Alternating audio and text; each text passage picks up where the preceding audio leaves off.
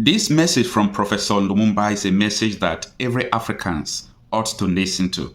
Every Nigerian is supposed to listen to this message. It's all about stop electing fools into the office. Stop electing political criminals. How can we have this integrity to stop electing those that we know that these people are not capable of changing our society? But because of the money they will give us temporarily, not that they will continue to give you the money as salary, they will just bribe you and buy your will.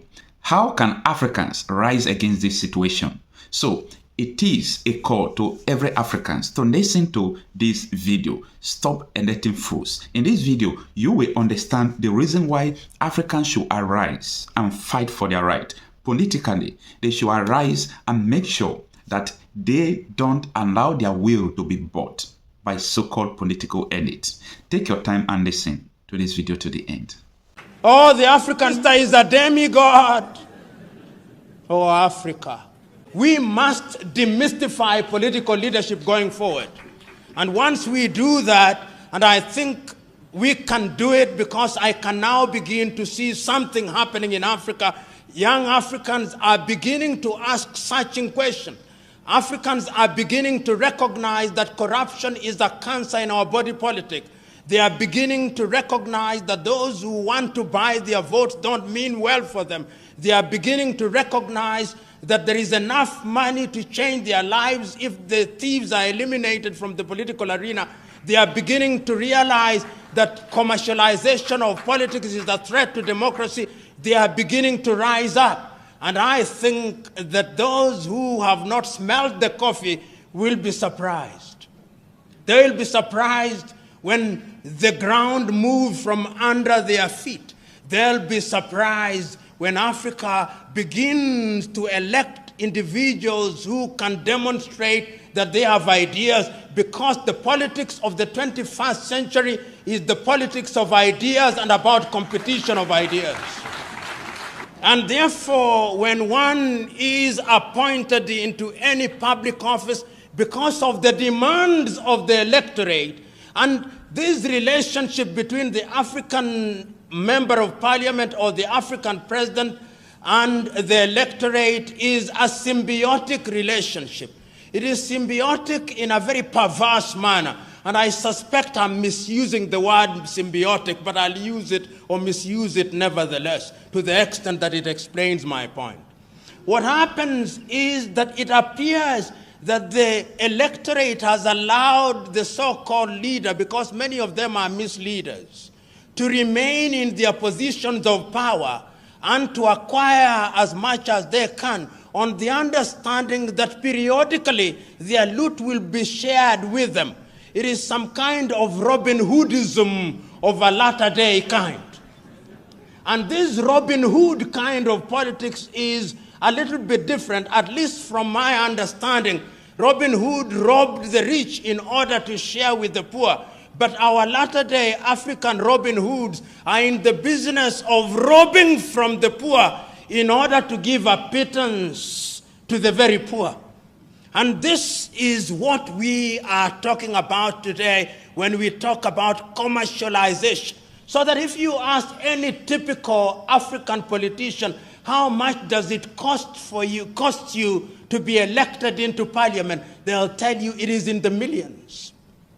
It is in the millions, and the millions they spend is perhaps 10 times more than they'll ever earn through their legitimate salaries.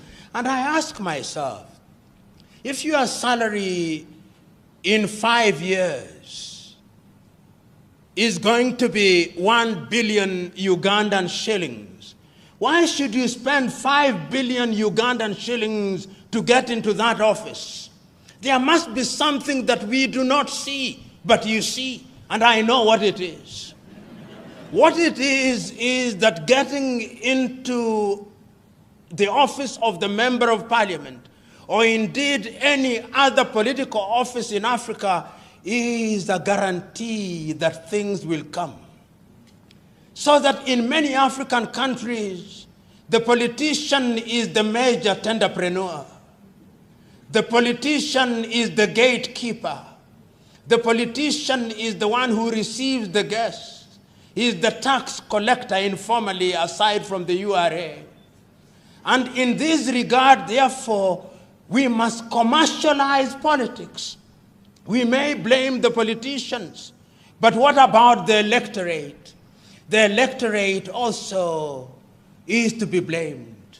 The electorate has insatiable thirst and hunger for things that they have not worked for. They have been trained and they no longer listen to ideas. My good friend Norbert Mao, who I was told was here, I do not know whether he is here, will tell you, not that I have talked to him this morning, but he'll tell you that one of the pains that one has to endure when you confront your typical African electorate is to convince the electorate that ideas count for something. Many times when you address the electorate and you are waxing eloquent, telling them, when I'm elected, I'm going to ensure that we have good health services. We are going to ensure that we have good schools. We are going to ensure that we create opportunities for innovation and invention and create opportunities for young men and women. They are waiting for you to finish. They will tell you, we hear you. We know you are going to do all those beautiful things. But in the intervening period, I must eat. And therefore, no matter how beautiful your ideas are, if you don't carry money on that day, your ideas, like the elephant before them, will never fly. Leaders who, upon ascending to power in Africa, became demigods. How many of you here will forget Mobutu Sese Seko? How many of you here will forget Jean Bedel Bokassa? How many of you here will forget Samuel Doe? And then we had the emergence of guerrilla movements where people rose against their very own who had used their positions of power to destroy what had been gained over the years. And then, in those early days, you will also remember that many African leaders, including the enlightened ones, took the view that because of ethnicity, it was necessary to unite the people. And whether you are speaking from Dar es Salaam in Tanzania, or Lusaka in Zambia, or Kinshasa in what was then Zaire, now the Democratic Republic of Congo, or you are speaking from Nairobi in Kenya, and here in Uganda, the clarion call was that we must have one-party states. And the justification for one-party states was that we are so disunited, there are so many ethnicities, that if we allow multi-party politics, then what would happen to us is that we would be negatively ethnicized and that we would break our countries, and that therefore, to ensure that there was unity, we needed one umbrella under whose auspices and under whose guidance the people would be united.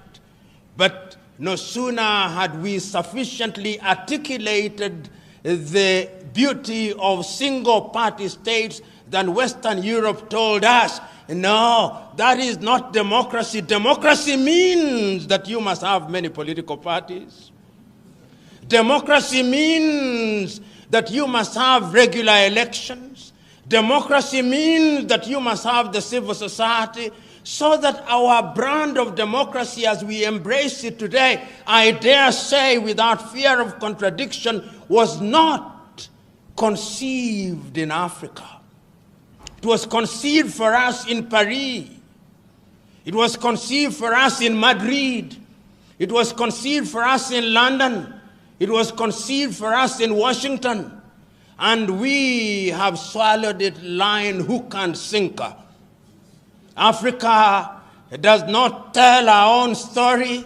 Africa does not design what is in our best interest. Africa still waits to be told what is good and right.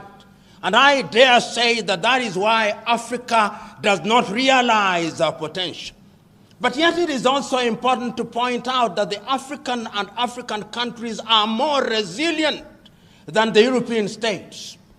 You know, if you allow me latitude as a guest must be allowed, permit me to say this. The ethnicity that we keep on talking about, African countries are just slightly over 60 years since they regained their independence.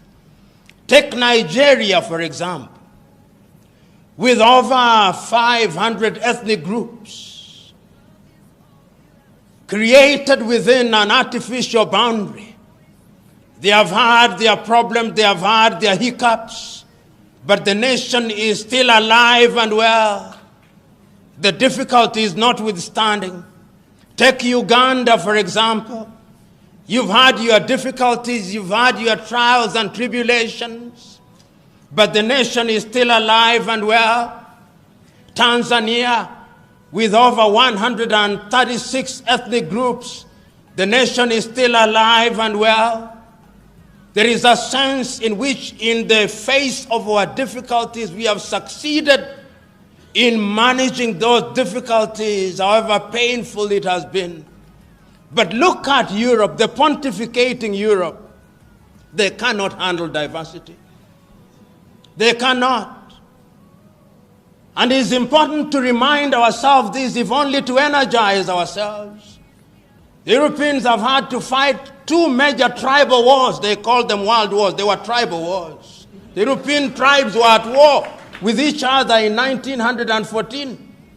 They may have recruited a few Africans and a few other people, and then they call it World War. Then they had another major tribal war in 1939 through to 1945. They didn't call them tribal wars, they called them world wars. And I want you to look at Europe and the purity of their nation.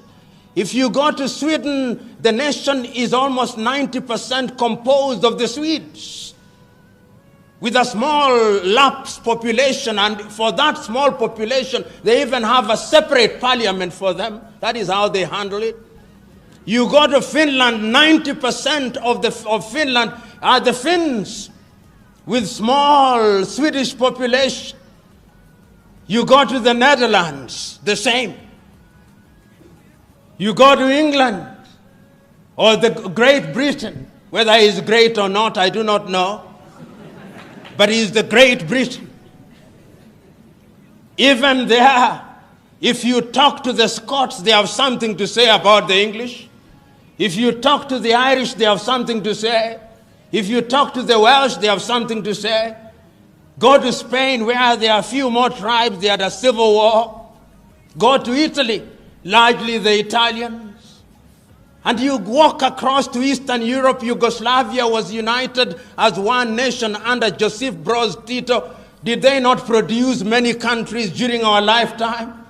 The Soviet Union has given birth to many countries. They have gone into ethnic purity. Africa remains the only continent on earth that somehow, having had artificial boundaries imposed on her, saying that we will retain those boundaries and make the best of it. And one need only go to the pronouncements in 1963, the pronouncements of Kwame Nkrumah and Julius Kambarage Nyerere on the inviolability of the boundaries, repeated again in 1964 in Cairo, in Egypt, that if we choose to redraw these boundaries, Africa will be perpetually at conflict, and therefore heavens have given us a lemon. Let us not ask for an orange. Let us make a lemonade unto ourselves.